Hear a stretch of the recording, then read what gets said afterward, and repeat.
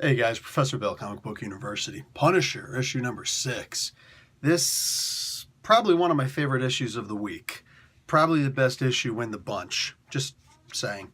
Anyway, guys, so let's get right into this. We got Frank Castle in the War of Bagalia, Part 2. Writer Matthew Rosenberg, artist Seisman Kudransky, colors Antonio Fabella, and VC's Corey Petit on letters. Cover art Greg Smallwood. Okay, so the Punisher has been captured. Chameleon made a mask for the Punisher, and Jigsaw's wearing it and going out and giving the Punisher an even worse name than he had before. And Baron Zemo is like torturing the Punisher. Guess what? He goes and cuts into Frank's flesh on his chest and gives him the Punisher symbol. So that's going to heal up and scar up, and he's going to have that pretty much permanently now. You know, until the next artist comes along, it's like, oh wait, he had what now? But, dude, so this is purely sick, dude. This is insane. Absolutely insane. The Punisher is having like the worst. This is like Frank Castle's worst 100 days or so, because he's in that prison cell for 95 days. Mind you, he's been beaten up and knocked unconscious so many times in that torture chair, he's probably been there a lot longer than 100 days. That being said, also the constant, almost daily reminder that Nick Fury sold him out. I mean, that is just, dude, you know what? Like, I don't know how Matthew Rosenberg is going to resolve this or how other writers are going to, but Nick Fury deserves to die. For some stuff like that, man, if I'm the Punisher, I'm coming back, I'm taking Fury out, sucker. This dude's going down. He's going down. I'm going to make a canoe out of his freaking chrome dome head. But bow!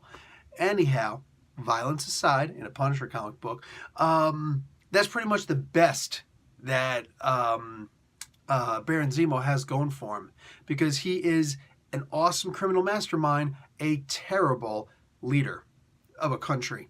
Yeah, the country of Bagalia is falling apart. They haven't had eggs in weeks. Like, people are leaving in flocks. It's supposed to be like a new Madripoor, but it's nowhere near as systematically well run as Madripoor is. You know, there's no real central body of government in Madripoor. It's more like, you know, we're vying. We're all vying for little pieces of it. Baron Zemo's like, I'm gonna take my whole country. Yeah, it didn't work out so well for you, did it?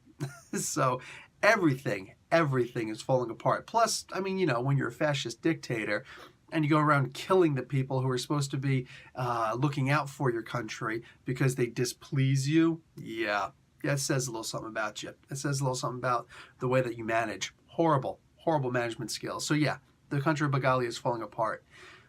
I love the political aspect of this. I love there's not even any real social aspect of this. I mean, it would probably be a stretch, but nonetheless, there's hardly anything there. It's just the Punisher trying to survive in a very hostile environment. Like, you'd have to go to space to find a less hospitable environment than this.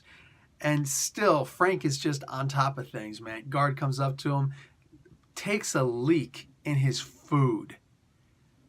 Just pisses in his food and everything. Right? Just, what?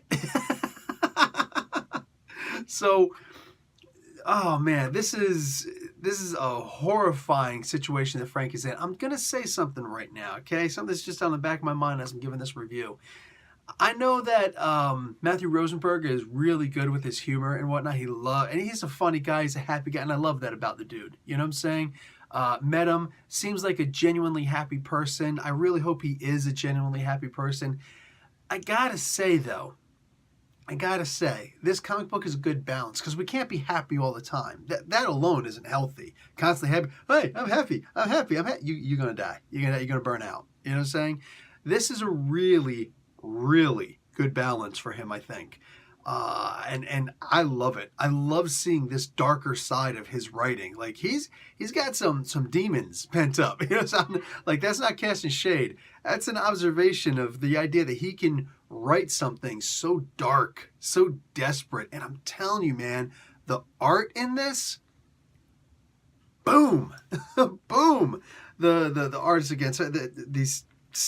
I'm going to say it, these stupid Stan Lee covers, Stan Lee tribute covers. Sorry, love Stan Lee. Not a fan of these stupid covers they made in your name. And he probably wouldn't have liked it, but I can't, they don't show the writer and the artist on the front. So here we go. Simon Kudransky. Kudransky's got some amazing art, and it's just so perfect for here because there's some things that happen that you'll skip over, and then the next scene suddenly becomes relevant. So you got to look back to the panel prior and be like, oh crap, yeah, it was right there the whole time, and I wasn't paying attention to it. Holy crap. There's a lot happening in these panels, and I absolutely love that kind of an art design. I mean, I don't know what else, I can't think off my head what else Kudransky's done, but I can imagine this dude writing a straight horror comic book where things are happening in the background, and all of a sudden it's like, oh shoot, because it's hard to translate it. You could do it in a book, you could do it in a novel, but doing it in a comic book, not that easy. In a movie, in a video game even, you can have horror elements. It's very hard to make a scary horror comic book. You've got to have the right artist. I think I found him. So anyway, this is seriously, I can't say enough good things about this comic book. Good luck trying to find me to say something bad about it. This is a fantastic comic book. Anybody who's not reading this, man, if it doesn't appeal to you, it doesn't appeal to you. It is what it is. But this is just so many different facets of amazing. And that's all I really got to say about it. Plug complete. Professor Bill, Comic Book University. Class dismissed.